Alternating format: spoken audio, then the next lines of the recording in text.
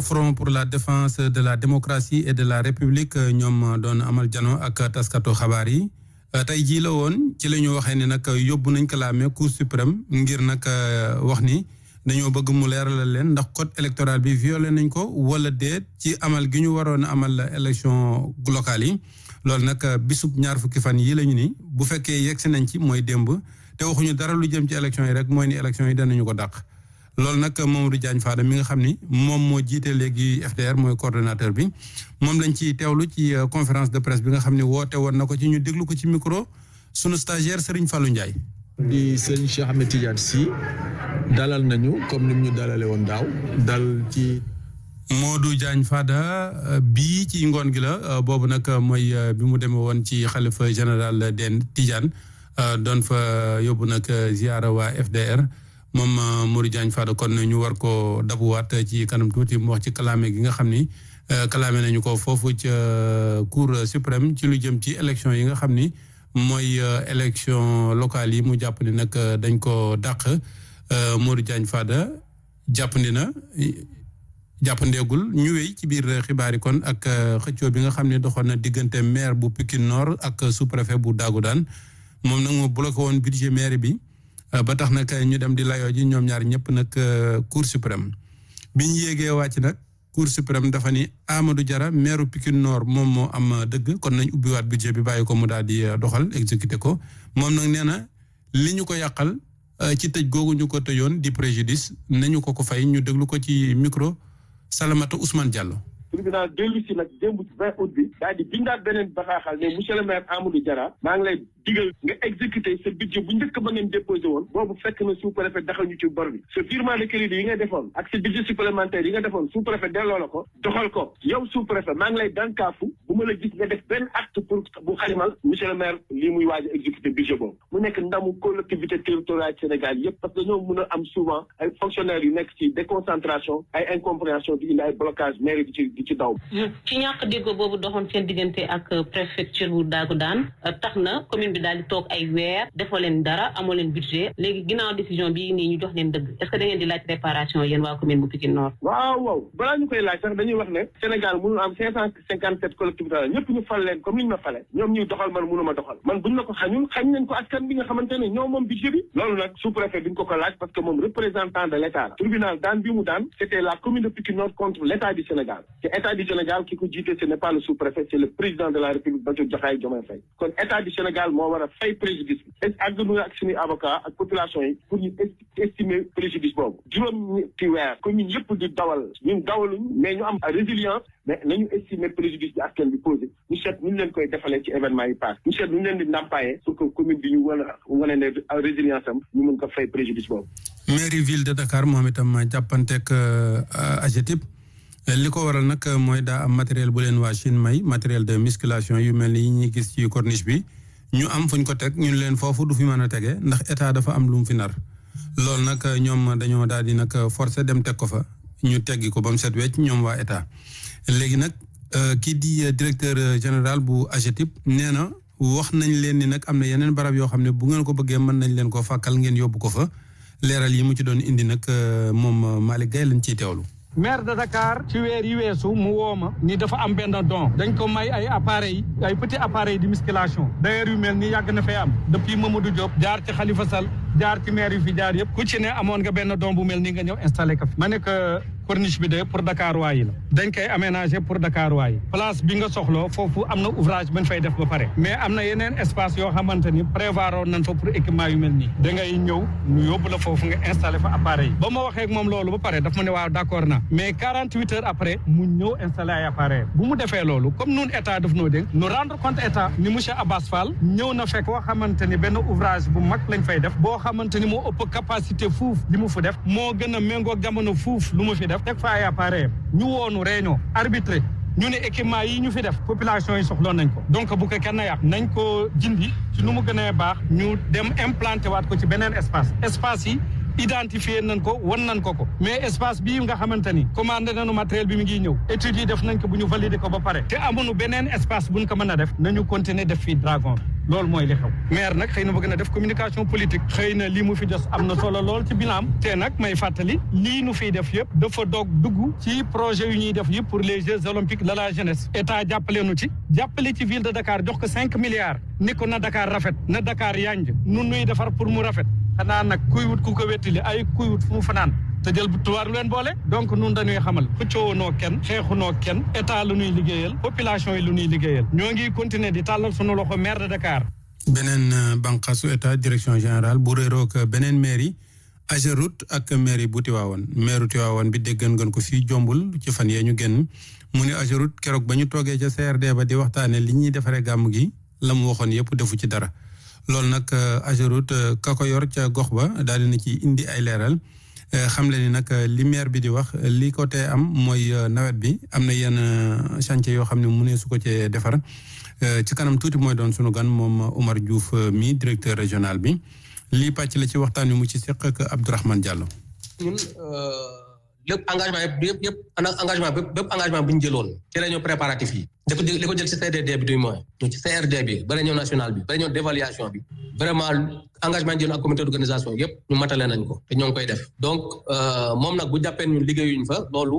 opinion la mais ñi dëkk Tivaouane xam nañ ni ñun ñoo nga fa te xam nañ ñoo ngi liggéey dëkk bi xam nañ ñoo ngi fàtt yoon yi maintenant bu dee dafa am ay programme yoo xam ne programme yu bees la wala boog loo xam ne da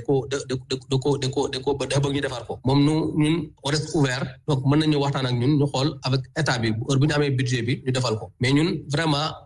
engagement jëloon ak comité d'organisation bi par rapport ak li ñu waroon defar ci Tivaouane ci ay yoon vraiment presque matal nañ ko te li des lépp ci des avant week-end nañ ko pare pour mën a évacuer engins yi ñu ci mën a gàmmu sans problème. mais Omar ñu bëri jàpp nañ ni seen liggéey dafa yéex loolu lan moo ko waral. dañ nekk ci nawet te képp koo xam ne nawet ak tali àndul buy taw ak tali il faut nga arte ba mu taw ba pare nga dindi ndox mi door a mën a continuer liggéey bi te ñëpp xam nañ ni dëkk yooyu dafa nekk dëkk yoo xam ne bëriwul assainissement donc bu tawee ndox mi ci kaw tali bi lay taa bu ko defee nag da ngay obligé pomper ndox moom yëpp ba mu deñ nga bàyyi ba mu wow nga door continuer sa liggéey donc loolu moo tax il faut ñu sóoraale taw bi aussi ci suñu liggéey bi loolu moo tax ñu yaakaar ne dafa am impression dafa yéex mais vraiment ñun suñu rythme en tout cas yeexul ñoo ngi koy liggéey correctement la preuve aujourd'hui boo demee Tivaouane yoonu mag yëpp defar nañ ko defar ay doodaan defar lépp Thiénaba aussi même chose. ak RFM kumpa jeex na. maa ngi leen ko doon yéene sànq mooy waa FDR Front pour la défense de la République et de la démocratie kalaame gi muy kalaame état wu Sénégal ca Cour suprême ndax jàpp na ne fi mu ne nii élection locale yi dàqees na ko ndax démb mooy bis bu mujj boo xamante ne nii la ñu wax ni ñoom bu fekkee ne waxuñ ci rek day wane ni dàq nañ ko loolu nag tax ñu dem xool ba xam ndax code électoral bi salfaañe nañu ko wala déet Abdou Mbow ca seen ndaje ma ñu déglu ko ci micro Serigne Fallou Ndiaye sunu stagiaire. ci àjjuma ji FDR saisir na Cour suprême benn référé boo xamante ni nii dafay topp gouvernement bi ci ñàkk respecter li nga xam ne mooy code électoral ndax élection yi nga xam ne muy élection locale yi dafa war a am le 17 janvier plus tard waaye gis nañ ne li nga xam ne moom la gouvernement bi waroon a def muy woo parti politique yi te ministère bi nga xam ne moo la ñu jagleel muy organiser élection yi waroon ko def démb le 20 août waroon a gisee ak parti yi pour ñu fixer caution bi loolu defu loolu nag li muy wane mooy gouvernement bi wegul Sénégal wegul Sénégalais yi joxul cër kenn koo xamante ne ni yaa ngi yeewoo fii ci réew mi ndax jàpp naa ne suñuy wax ay élection locale élection askan wi la ndax élection sax ci Sénégal pour askan wi la ndax askan wi ñooy wote looloo tax FDR considéré ne li nga xamante ni nii moom mooy leadership maanaam bi war a am ci réew mi ñi ko war a joxe mooy askan wi donc bu ko gouvernement bi bëggee salfaañe ñun dinañ taxaw bañ loolu leneen li nag mooy gis nañ ne ñi nga xamante ni nii moom mooy régime Pastef dañu nekk bëgg a dàq élection yi te waxaguñ ko ndax su fekkee ne respecté woo la nga xam ne moom la sart yi wax date ba nga ko war a def passé te defoo ko élection yi ku ne xam ne ne le 17 janvier la waroon am te démb ñu waroon a fixé caution yi defuñu ko loolu mooy dàq nañ élection yi te waxuñu ko loolu nag jàpp naa ne mooy ndeyu salfaañe ak yelleefu doomu aadama mu nekkoon Abdou Mbow mi doon yëkkati kàddu yi ci wolof kon ci li ñu jàpp ne ak salfaañe la gu ñu salfaañe code électoral bi ci ñàkk a jàpp élection yi ci bis bi mu war a amee 10 minutes ak ñaar gannaaw juróom-ñeenti waxtu ci rajo Futur Média. pour man RFM mooy rajo bi gën a jege askan wi. RFM rajo bi jaamu seen soxla. gàmmuk Njàmbur Siin waa kër Serigne Cheikh Ndigal Sène juróom-ñetti fan ci weeru septembre lañ ko fas yéene amal. waaye nag jafe-jafe bi at mu yàlla sàkk rek mooy nu ñuy def ba yegg ca dëkk ba ci waxtu woo xamante ne nii ndox mi day ubbi moom nag tax na sax gouverneur woote woon CRD ngir xool nag li war ci mbooloo ma nga xam ne day màbb jëm foofee am ci ay engagement yoo xamante ne nii nag chef de service yi wax nañu ni dinañu ko jëfe ngir xew yi lépp daal di am ci jàmm dañ ciy déglu Serigne Babacar Diop. moom mi nga xam ni moo yore comité d'organisation bi. mu doon bis bu am solo boo xamante ne nag ñu ñëwoon fii ci gouvernance bu Fatick tey doon def CRD bi ci lépp ci waajtaayu gàmmu gi ci mesures yi nga xamante ne ñu ngi ko ciy jël mu doon ay mesures yu am solo wàllu sécurité wàllu lekk yeeg wàllu taxawaay bi wàllu Sénélec et tout ça nga xamante ne daal wax dëgg alhamdulilah rabbil alamin dara manqué wu ci kon noonu rek lañ koy jàppoo comme c'est pas la première fois du loo xamante ne dañ koy door a def ndax chaque at dañ ko fi def waaye itam chaque at bu ñu ñëwee fii ci gouvernance bu Fatick ki nga xamante ne moo di madame le gouverneur moom itam mesures yi nga xamante ne da ko ciy jël ak chef de service yi nga xamante ne dañ ko ciy gunge dëgg-dëgg day doon mesures yoo xamante ne yu am solo la waaye itam dëgg-dëgg dañuy gis suñu bopp bu baax a baax ci mesures yooyu nga xamante ne jël nañ ko ci yi nga xamante ne wàllu état la waaye itam yi nga xamante ne itam ci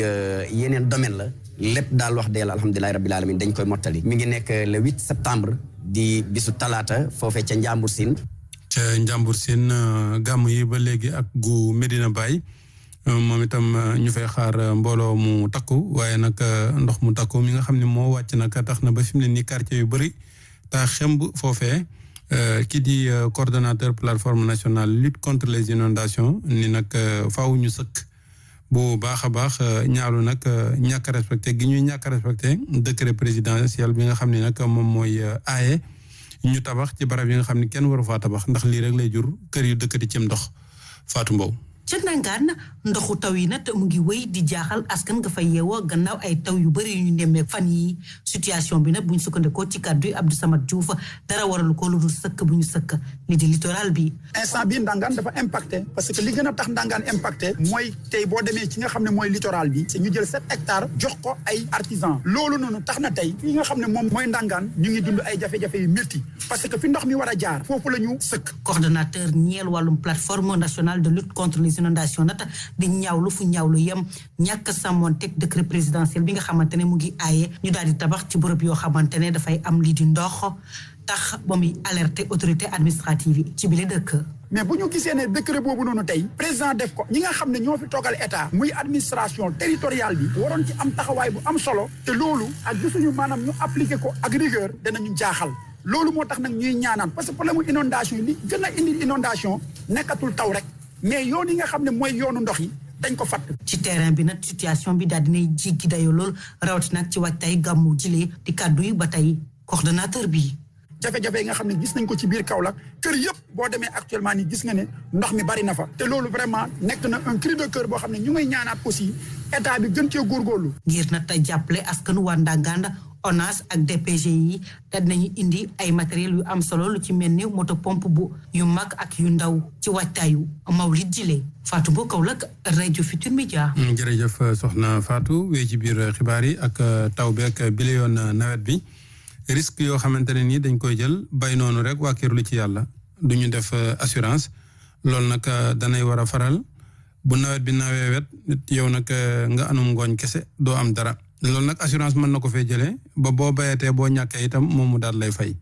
loolu nag ñu ngi koy tàmbalee gis fu ci mel ni diwaanu Fatick boobu nga xam ne nag baykat yi léegi dañuy def assurance bi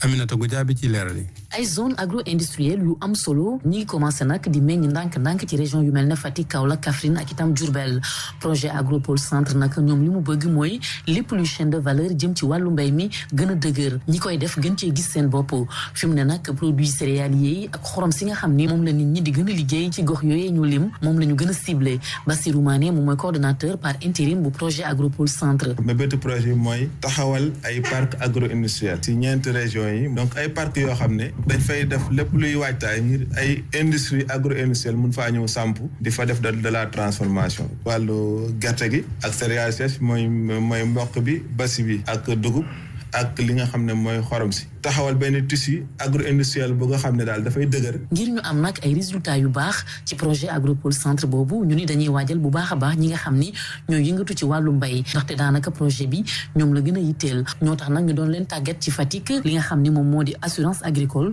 ñu wan leen lan mooy njëriñ li ak lan moo ko tax a jóg baykat yi nag nee ñu changement yi nga xam ni moom la ñu nemmeeku ci jaww ji moo tax jafe-jafe yu bëri léegi ñu koy am ci seen wàllu liggéey moo tax nag ñu ci bëri ci ñoom war a jege lii di compagnie nationale d'assurance agricole ngir mën leen di xettali bu ñu amee problème Oumar Cissé Sow moom mooy directeur général compagnie nationale d'assurance agricole bu Sénégal. li ñu fi indi nag mooy tàggat baykat yi waaye ñëpp ñi nga xam ne ñi ngi yëngatu ci wàllum mbay risque agricole yi dañoo bari muy wàllum maral ak wàllum tamit inondation CNAAS bootu na ci gannaaw Agropole ngir baykat sàmmkat liggéey ak yow. projet Agropole Centre nag fas yéene nañoo tabax ay jumtuwaay yu am solo jëm ci lépp lu yitteel mbay ak itam industrie ci zone centre bi fi mu ne nag nee ñu ngi ci liggéey bi bu baax a baax te itam daanaka lu ci bëri yemb na suñ sukkandikoo ci coordonnateur projet bi ci zone centre bi Aminata Goudiaby Fatick RFM. ñu wax ci wàllu mbay mi ba léegi ak directeur général lu Sonacos moom di wéyal tournée bi démb déggoon ngeen ko mu doon fàttali kilifa yi 20 milliards ak juróom yoo xam ne moom la ñu diggoon Sonacos ngir mu jënd machine yu bees tey jii mu nga woon ca Kaolack ba mu demee foofee ba gis gerte ga nam baree ak machine yi nañu màggatee nee na nag loolu faaw nag ñu daal di mën a dajale xaalis boobu ngir man li ñu bëgg ñu déglu ko moom Cheikh Ahmed Tidiane Gueye ci micro Fatou Mbow. gis nañu ci terrain bi ay réalités yoo xamante ni dinañu pousser ñu gaaw baral suñu loxo pour jël ci ay matuwaay jël ci ay solutions yu baax. loolu stock yi bokk na ci parce que fekk nañu fi par exemple stock de tourteau bu bëre boo xamante ni gis nañu ni urgence la.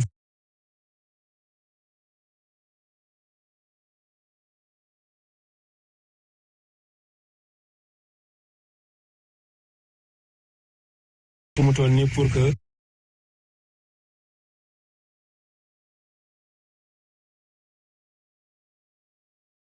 ci wàllu woowu may fàttali ne am na benn financement wu 25 milliards boo xamante ne ñu ngi koy xaar di ci liggéey ak présidence di ci liggéey ak ministère des finances di ci liggéey ak ministre de l'industrie donc loolu bu ñu ko jotee daf ñuy permettre ñu renouveler outil industriel bi ba nga xamante ni dinañu mën a yokk suñu ay performance yokk production locale bi comme ni ma ko waxee woon ni fii mooy poumon bassin arachidier bu ko defee président ni mu ñu ko santee ñu mën ko defee noonu nga xamante ni dinañu yokk création d'emploi yi jeunes yi mën a liggéey monde rural bi mën a soulager wu.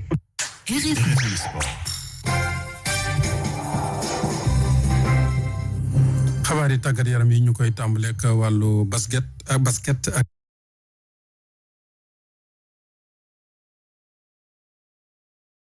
quatrième fenêtre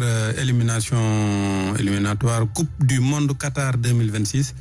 juróom benn équipe war cee bokk ci tournoi boobu nga xam ne nag fii ci Ndakaaru lay amee Sénégal nag ñii lay bokkal poulam di Égypte Angola ak Mali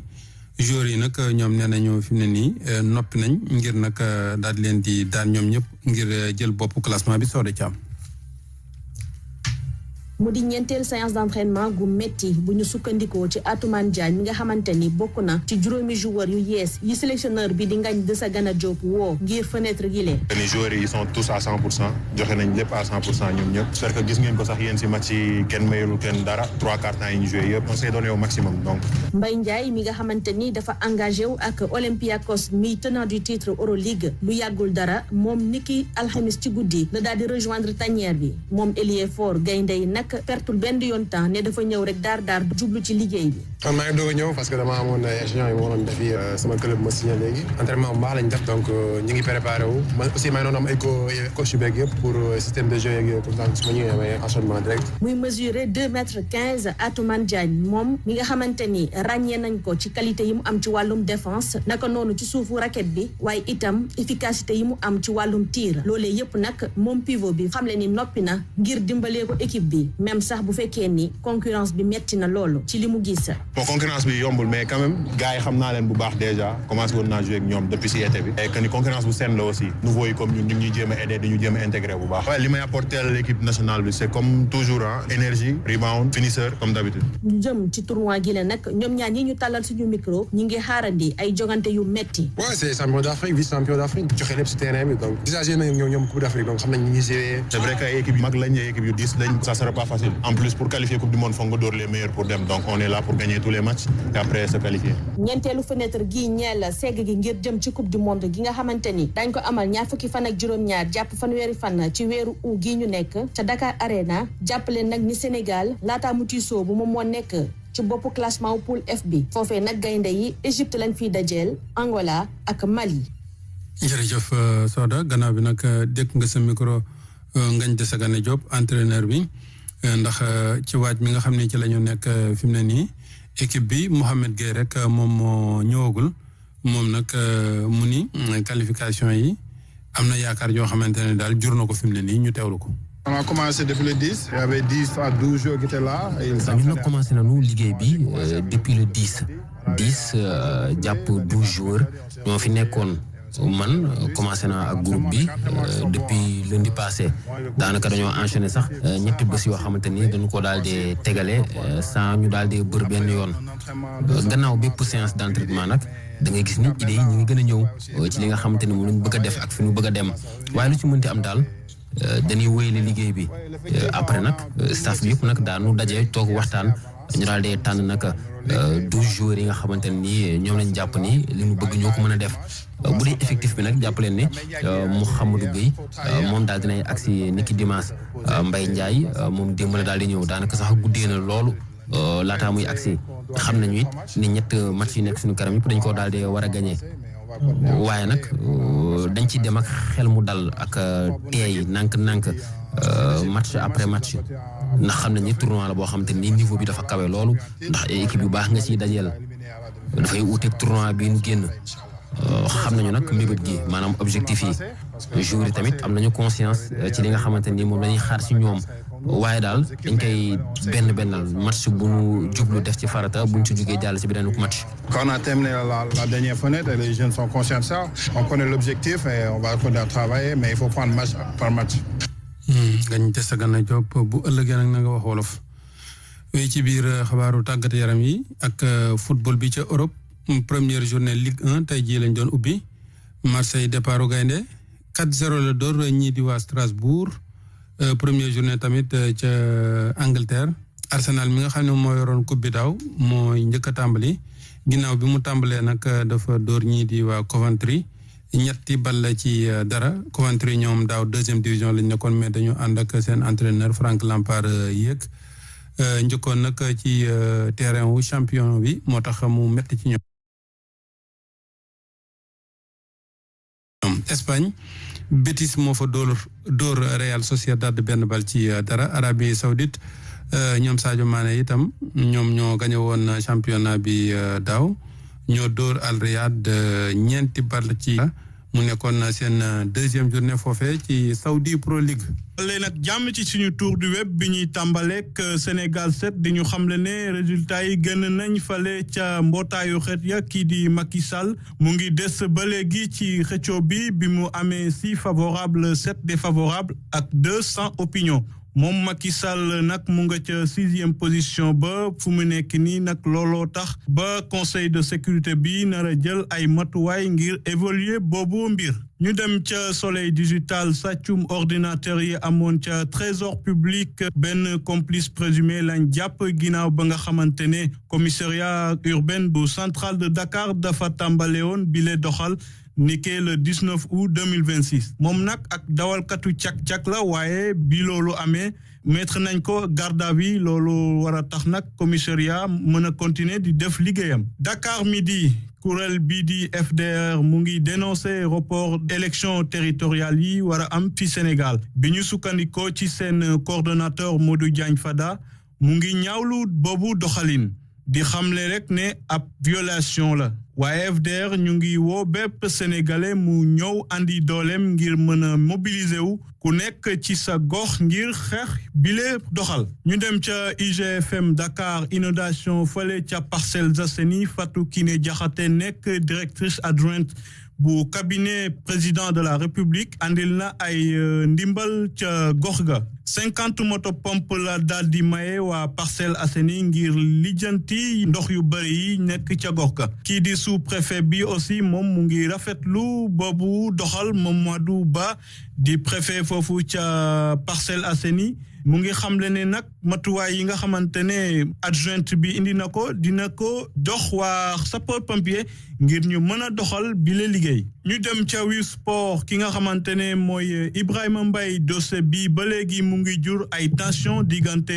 PSG ak Liverpool bi nga xamante ne ñoom dañuy laaj 70 millions ba 90 millions d'euros ngir mën a bàyyi Ibrahima Mbaye mu dem ca Liverpool. waaye bu ñu sukkandikoo ci xibaar yi nga xamante ne jot nañ ko ca RMC Sport PSG ak Liverpool tàmbale woon nañ ay négociation bi mu amee woon déggoo ak kii di Ibrahima Mbaye pour 5 ans waaye club bi di Liverpool nee na du dépenser loo xamante ne def na plus de 60 millions d'euros ci xale bi nga xamante ne ku am xarañte la ci football. li des ci fermeture marché des transports bi nag bëriwul te ba léegi dossier Ibrahima Mbaye ñu ngi ko ubbi ba léegi. Sénégal 7 Dakar fale ca Lausanne tribunal arbitral du sport tas dàq na recours Madi Touré bi d'accordul woon ci yooyu élection kuréel bi di attekaayu football bi nag mu ngi ñuy xamle ne saytu bu bees dina am ci kanamu fédération sénégalaise bu football tribunal arbitral du sport nag